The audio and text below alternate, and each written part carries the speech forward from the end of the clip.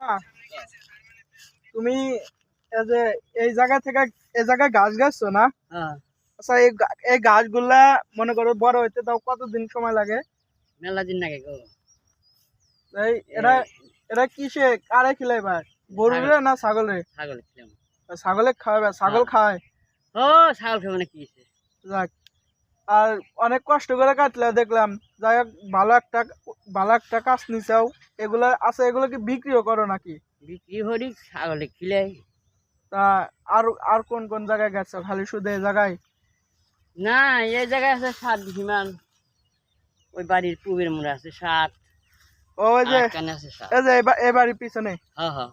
ও, যাই হোক, আচ্ছা যাই হোক, মামা মামা কিন্তু অনেক কষ্ট করে। সবাই তার জন্য দোয়া করবেন।